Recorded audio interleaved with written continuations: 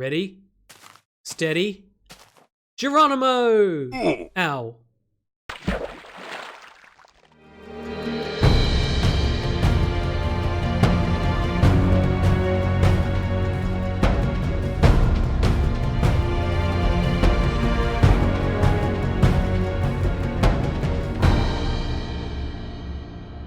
Good morning, good morning. Look at that beautiful sunrise casting all of that glorious sunshine all over our amazing world. Now, for you guys, it would have just been a few days or a week or so since the last episode, but for me, it's been several weeks. I've had some personal stuff going on. I had some friends staying over and my office was pretty much out of bounds. And I also then traveled for work a bit, so I haven't been able to record in probably 6 weeks, so I'm a little bit out of sorts. But luckily I had enough episodes pre-recorded that I was able to keep releasing episodes once per week, and just now we've just caught up. So here we are, back in our InfDev world. We're playing 2010-04-20, and to get myself back into the zone, I've just been doing a bit of work around this spawn area. Have a look down here. I built myself a little house because I was getting very tired of living out of the hobbit hole and having to cower in fear in there every night. Because the mobs, I don't have very good armor. I still have this basic iron armor, and the mobs, if they're out, they just attack. So I've been spending my time lighting up, harvesting trees, which are still a real pain because these canopies don't automatically disintegrate. You have to still block... Can't speak. You still have to knock out each individual leaf block, so it takes forever to do trees. And look here, we have set up our little wheat farm, which is growing some lovely wheat for us as a backup food source to the pork. Or maybe it's a primary food source, I don't know. But at the moment I've been eating bread and it seems to be doing the job. But look at my little house. This is such a basic Minecraft house, and this is what you would expect. Probably every Minecrafter has built a house like this in its classic structure, with the cobblestone, the planks, and the logs, just like this, and some windows. Thank you, sheep. And if you come inside, it's very straightforward. I've put some skylights in because it's just so dark otherwise. And look at us, we've got our furnace with some pork chops in it, and our chest full of resources, and a crafting bench, or a workbench as it is known in this version. Now in the last episode, as you know, we travelled off this way and we had a look at the edge of the world where it turned from this older terrain generation into the current terrain generation. So right now we've been playing around spawn because I don't want to generate too much more terrain just yet, because there are still changes that are going to come in the future terrain engine tweaks that will be made. So for the time being, yeah, I've just set up here and it seems to be doing the job. But what is next? We've done everything we need to do in this version 2010-04-20, so I was thinking that we should start this episode off by upgrading to the next one and checking out a couple of new features. We're back now, and it's 2010-06-10. Now, it has been 2 months in between the last version and this version, as you may have noticed by the version number there, but there's actually been only a day or two worth of development from Notch at Mojang, because I think he went on holiday in between these versions or something like that, but there was a big gap of 2 months. So a few things got added into this particular version, which we're going to take a look at. First and foremost, we need to get ourselves some wood and some planks. So let's get that. That should be enough. We've got doors. We have doors. Look at this amazing icon we have in the inventory here. That's fantastic. There you go. Oh, the classic door sound. Let's have a listen to that. That's awesome. So good. And look at the edge of the texture here. It's actually the texture for the plank, not the edge of the door. So that's really quite weird. How else does it look? Same on that side. I wonder if the mobs get fooled by that door rotation trick where you can put the door in a open state one way and then, no, closed state, and then you open the door, but it's actually in this position, or in this position rather. I can't think. I'll explain that maybe later on when we've got some mobs to play with. Yeah, okay. So in this version as well, these big trees have been removed from the game. I think they will make a comeback in the future because they are in current versions, but For whatever reason, it was decided to remove these. I did notice when I was chopping wood quite a lot to build this house and do other things that when you grow these saplings, you get a very high chance that you're going to get a big tree. And that is just really, really annoying when you have to knock out every single leaf block manually because at the moment there's no decaying. Very, very annoying. So yeah, I'm excited by doors because that'll keep the mobs out. And now when I need to do some mining or something, I can just lock myself in my house and maybe build a tunnel down here or something like that. And I'm well protected from the mobs because at the moment, the night times are still pretty harrowing. The armor is pretty basic, so it's really no good at all. That's exciting. Now we have also got signs in this version. Let's see if we can get a bit more wood. I'm actually quite low on wood, so I have to do the best that I can with what I've got. Now, how do we make a sign? We need sticks for one. There's the sticks and the sign looks like that. So we just get one sign, one door and one sign. So thank you. I need those sticks. Why don't we get rid of that and call this, I can't place the sign. I can't right click to place the sign. Is there something I'm doing wrong? Okay, maybe it has to be here. Yes, Bugman CX's humble abode. There we go. We've named our house. That sign is huge. Look at the size of that. It overlaps these blocks as well. Wow. Okay, I didn't realize they started out so big. Maybe we might need to relocate it so that it is a bit less claustrophobic as we try and enter and exit our house. Now, there's one other thing that was introduced in this version which got fixed pretty quickly. Now, we can make slabs this way, and I'm going to need another door for this. Thank you. Look at that, the way that icon works. It's really weird. Okay, let's go outside here. It's nighttime as well, so we better be quick before all the mobs come out and kill us. Now, if we place a slab, it says that if I place a door on top, which I can't seem to do, so maybe it has to be a top slab. Not sure. It says that this should break the door and drop 2 doors. Nope, I just got 1 door back. Actually, I think I might be running the version where this was fixed. Let me just check my notes really quickly here. No, this gets fixed in the next version, but apparently this is a duplication bug. Let's try it on a glass block and see what happens. In fact, I'm going to close this to keep... Well, the pigs are okay, but it's the creepers that are the most annoying. So can we place a door here? No, we can't. Okay, so that's interesting. The door duplication glitch should have been that if you place a door on a glass, a slab, or a ladder, that it will actually drop 2 doors instead of 1. So unfortunately, that's not working. We weren't going to use it to exploit it and get hundreds and hundreds of doors or anything like that, but I did actually want to just give that a try. We should have ladders as well. You just get 1 ladder for all those sticks. So that's highly inefficient, isn't it? Let's put a ladder on the outside of the building. Maybe we want to give ourselves access to the roof. So we can build this up and put some more ladders here and get ourselves access to the roof. So that's cool. We've got ladders now. But those are the only things that were added to this version in terms of items.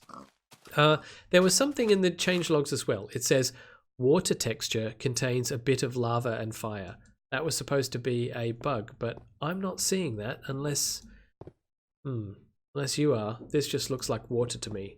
So I'm not sure how accurate all of the changelog notes were for these early versions of the game, but you know, at least we're trying. So there's nothing else new added in this version, so why don't we move up to the next one?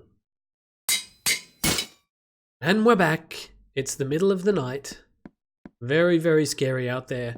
And we're in version 2010.06.11.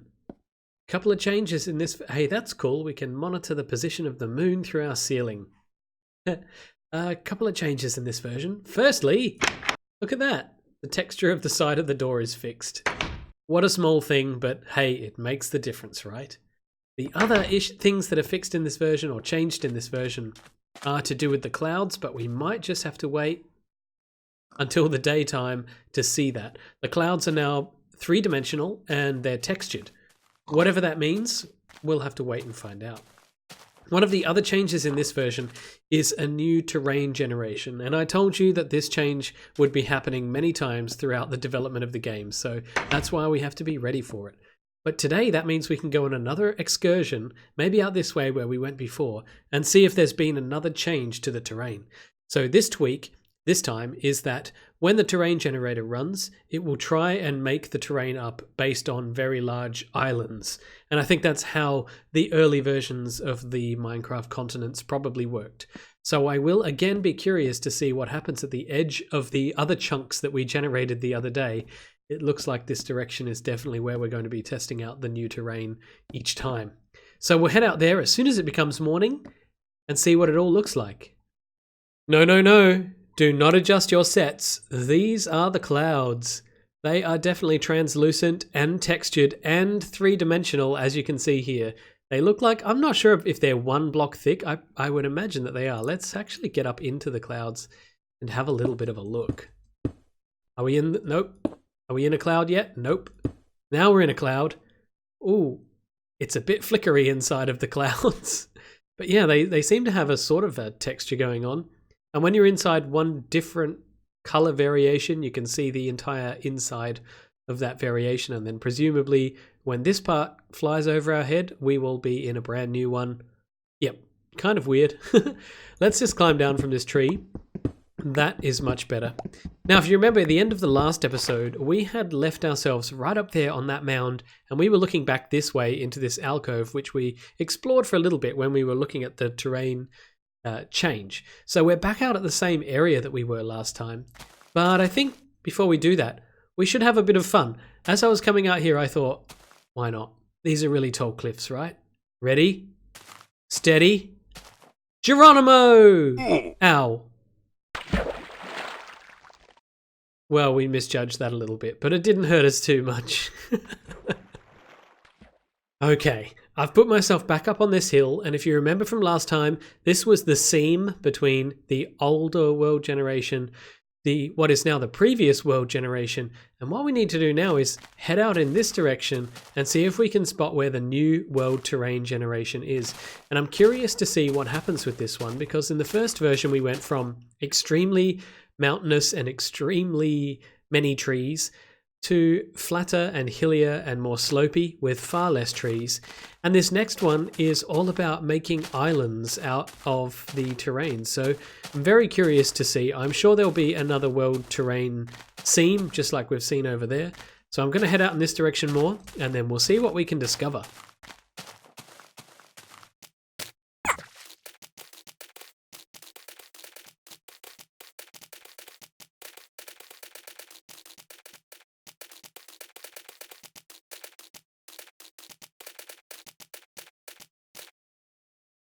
This looks like it could be it, if you ask me. This looks very much like a seam. Let's explore this wall a little bit, but I am going to actually wait for the night to pass because I don't want any nasties to come out and kill me. Then I'd have to race back over here and collect all my gear. But I am going to make this super dangerous jump. Ha! Did it. Let's pop up here and have another look over just before the sun goes down. Yeah, I don't know. I'm going to have to just keep exploring and seeing if this is actually the seam that I think it is. But first, yeah, let's get rid of this nighttime. I'll see you in 10 minutes. 10 minutes for me, 1 second for you. You know, I've got the feeling that mob spawning might be broken in this version. I've been camped out in a little hole over here for a while and I haven't heard a single peep, so I got my head out to have a look and see what's going on. And look, there's just nothing. Nothing going on. And hey, what is that? That is a really strange color, isn't it? Is it sand? It could be. So I think that when the sun comes up, that's where we're going. And we're going to go and see what that is. I don't think you can ever grow too tired of a Minecraft morning sunrise. Let's head down there. Look at this. This is what we found. It's just like a little desert oasis-y thing.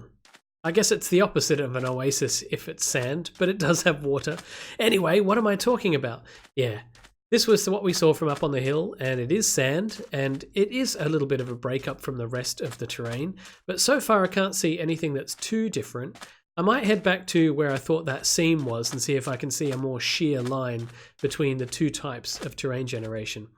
The other thing that I don't want to do too much, as I've said before... Oh! Look at that, ocean. Okay, this is making a lot more sense. Now it looks like we have a coastline. Cool. So like I said before, what I don't want to happen now is for us to generate too many more chunks.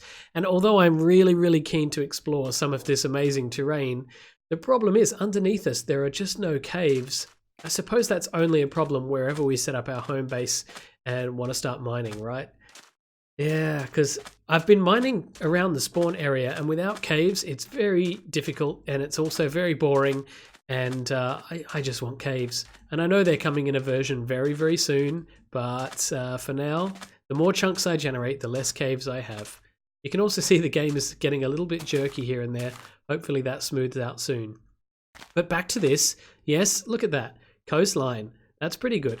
So maybe we should actually swim across and see what's on the other side. I'm pretty sure you know, it's just going to be land, more land. But yeah, I'm glad to see this improvement to the terrain generation. Rather than just infinite land, we now have some beaches and some ocean. That's pretty cool. So I thought I'd do a little comparison. On the left side is InDev 2010-0608, and on the right, InDev 2010-0611. You can see why I was a little confused about the difference between the two terrains, because there really is not much of a seam there at all. You can see some slight difference, but if you look at it, it's very consistent this way because this was the old world terrain generation, and then as we go across these trees and into the new, you see the lake is different. There's a large lake in the older version and now a sandy area in the new one. So that's it, that's for sure. The terrain has definitely changed. What's all this about? Why do you have shadowy heads? You look like you've got little grey mohawks. Cool. Fair enough. I'll leave you to it. Well, after all that excitement, I was just making my way home, and look at what I discovered. If I just pop up to the top of this hill where I don't have to jump so much, and if I open up my inventory, I can keep moving around, even with my inventory open. That's so weird. Ah, splashy, splashy, home sweet home. Ah, we have made it home at last. And unfortunately, we've just about run out of time for this episode. Episode number 11, we are really getting on now, aren't we? So happy that we're in a full survival world now where we can keep growing and expanding on and experience all of these wonderful different changes that are coming through, and at such a rapid pace at the moment as well. One other feature was introduced in this version, which I haven't been able to cover yet, mainly because, well, one, it was introduced as a bug, and second, we have to go out into the world to find one, and I don't want to do that just yet, not at least until we're generating caves. The feature that I'm talking about was called a monolith, and a monolith, we know it as a kind of big, rocky and earthy mountain, but it's actually a bug in the terrain generation engine.